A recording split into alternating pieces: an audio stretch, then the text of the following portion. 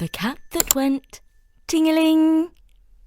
Hello, this is Jana, and I'm here with two fables by Aesop. Aesop lived in ancient Greece and wrote stories with morals, such as The Boy Who Cried Wolf or The Hare and the Tortoise. I'm sure you've heard of them, and we have versions here on Story Nori. I'm now going to tell you two of his not quite so famous fables.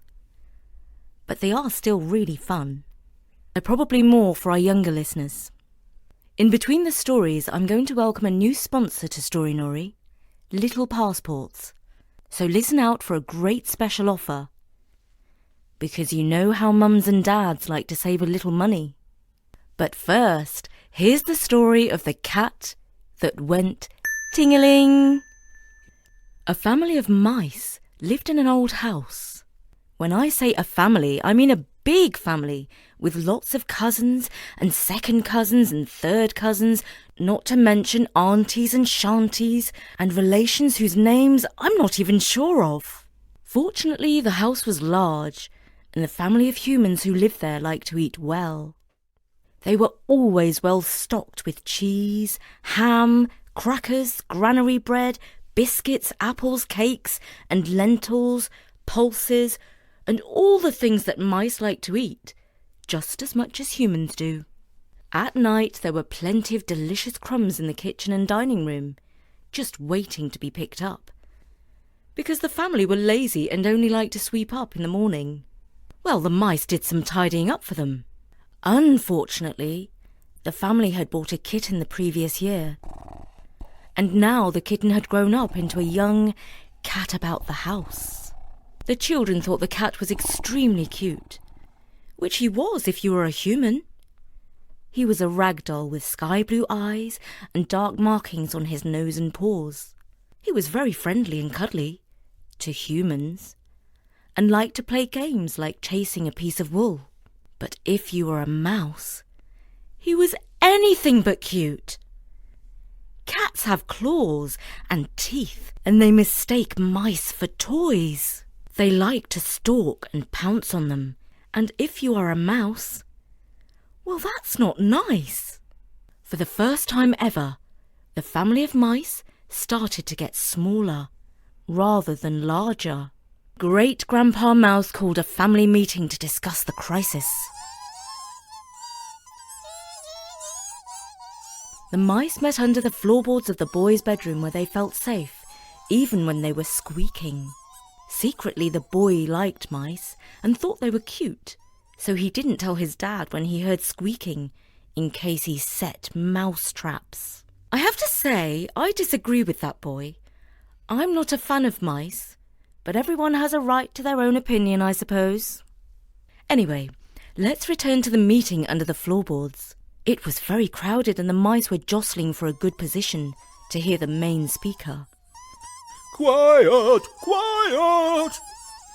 called out Great Grandpa Mouse. "Everybody stop squeaking! We have serious business to discuss. This is a life and death matter." "So, it's an existential crisis?" said a mouse called Judith, who lived under the TV in the living room and heard the language the TV people used to sound smart. "Exactly," said Great Grandpa Mouse, who had never heard the phrase before. "The cat is a threat to us all. We need to plan to solve this terrible problem. Does anyone have a suggestion?" "Let's move house," said a small brown mouse. "Oh yes, let's live by the seaside," chipped in another. "The sea is far away, and besides we might get eaten by a shark or pinched by the crabs, which is no better than becoming a cat snack." The mice squeaked for a while, but none of them came up with a solution. "Silence, silence," declared Grandpa Mouse. "You're all talking nonsense." "It's all noise and no signal," added Judith, the mouse who kept up with the news. At last a young rodent called Jimmy piped up. "I know! Great Grandpa Mouse, Someone should tie a bell to the cat's tail. Then every time he comes to get us, we shall hear ting-a-ling and know that we must scamper for cover. Ting-a-ling, hey? Said Great Grandpa Mouse. That's cute and rather clever. Well done, lad. What did you say your name was? Jimmy, sir.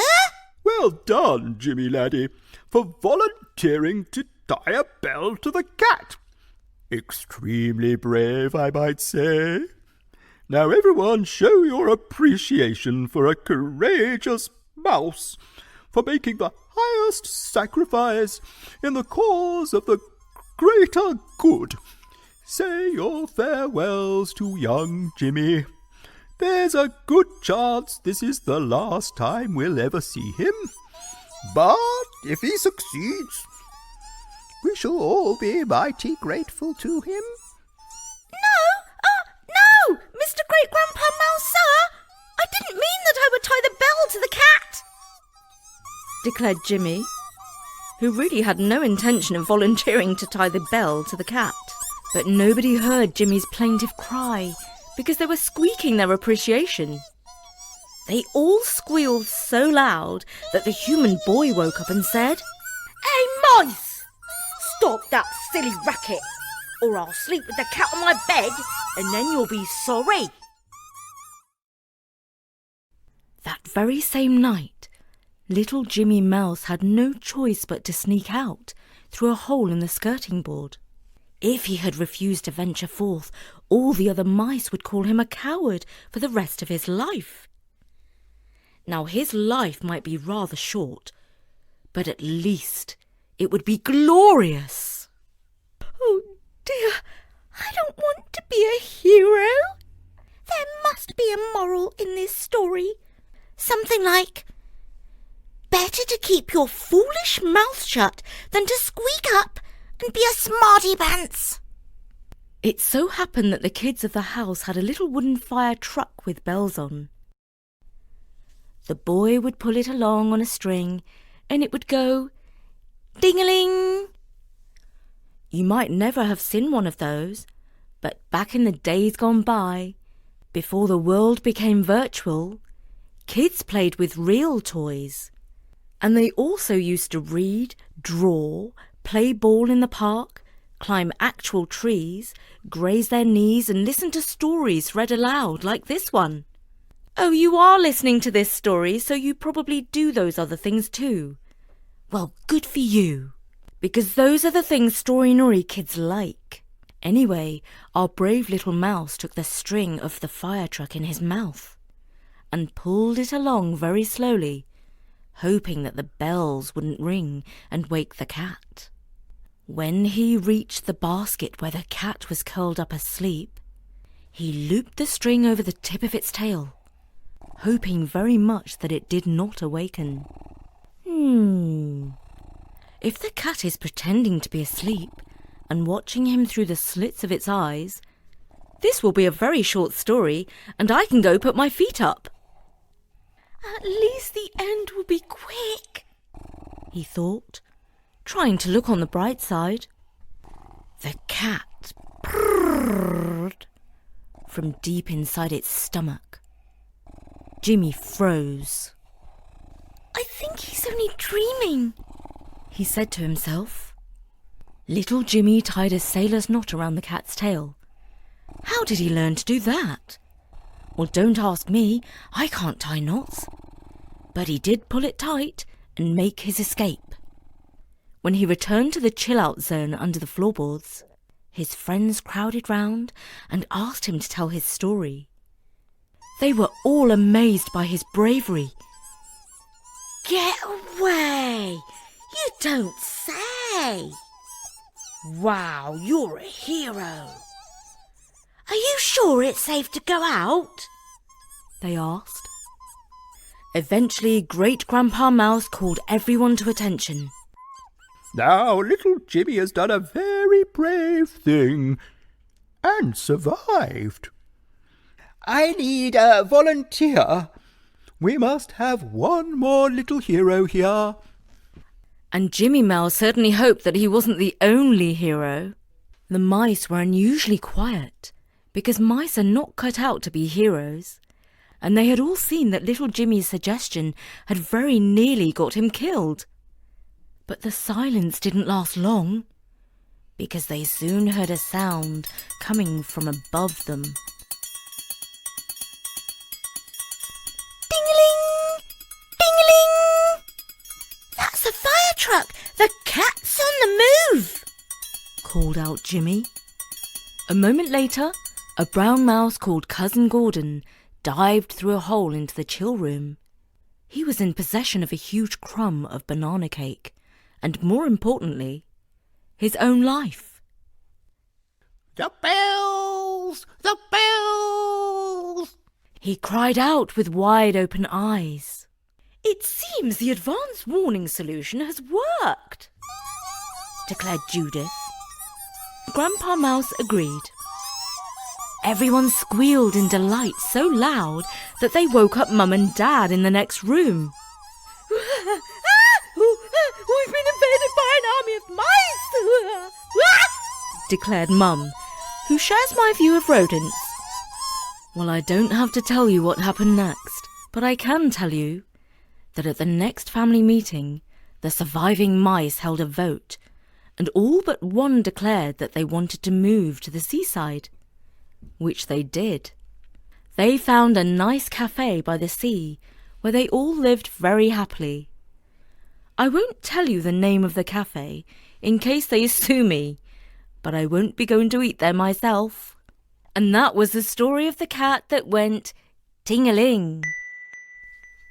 Don't go away, because we've got another fable from Aesop coming up. But I'm still wondering what the moral of this story was, if any. I'm scratching my head. What do you think, Bertie? I'm not sure. I'll just look up what Milo Winter said about it. He wrote the version that I read before I cooked up this kind of concoction. It's one thing to say that something should be done, but it's quite a different matter to do it. So in just over a minute's time, I'm going to be reading you a bonus story from Aesop. It's called The Wolf and the Kid. We'll keep it short and sweet, but first I'm delighted to welcome a new sponsor to Story Nori. They are called Little Passports, and they share a lot of our values, such as opening up kids' eyes to a whole world of knowledge and culture. As a mother, I know just how satisfying it feels to see my children discovering new things about the world. Little Passports is an award-winning subscription that sends a box of wonders to your door every month. The box is full of play-based kits that fuel curiosity through fun and hands-on activities. And of course, it's all screen-free. You can't help smiling as you watch them explore the world from the safety of your own living room. There's a choice of kits for ages from 3 to 10 years old. For example, I've ordered the World Edition for my daughter. The kit explores new cultures, one country at a time, through projects, puzzles, souvenirs, and activities that spark a global connection. This holiday, give the young explorer in your life a world of adventure. Get 20% off any new subscription with promo code STORY at littlepassports.com. Order by the 20th of December for Christmas delivery, free shipping included. That's littlepassports.com, promo code STORY. And by the way, this offer only applies to our listeners in the USA. So before we go, here's a short and sweet tale by Aesop. The Wolf and the Kid. There was once a little kid goat whose growing horns made him think he was a grown-up billy goat and able to take care of himself. So one evening when the flock of goats started home from the pasture and his mother called, the kid paid no heed and kept right on nibbling the tender grass. A little later, when he lifted his head, the flock was gone. He was all alone. The sun was sinking. Long shadows came creeping over the ground. A chilly little wind came creeping with them, making scary noises in the grass. The kid shivered as he thought of the terrible wolf. Then he started wildly over the field, bleating for his mother. But not halfway, near a clump of trees, there was the wolf. The kid knew there was little hope for him. "Please, Mr. Wolf, please, Mr. Wolf," he said, trembling. "I know you are going to eat me, but first, please pipe me a tune, for I want to dance and be merry as long as I can."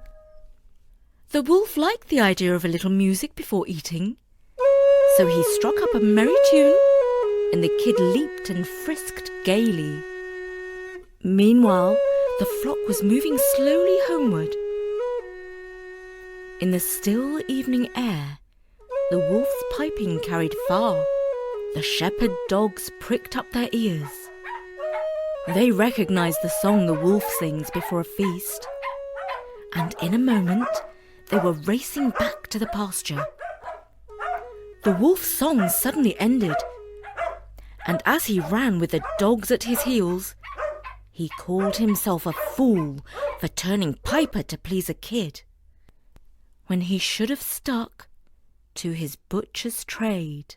And the moral is, do not let anything turn you from your purpose. And that was The Wolf and the Kid, originally by the ancient Greek fabulist Aesop. This is the version by the American writer Milo Winter, who is best known as an illustrator.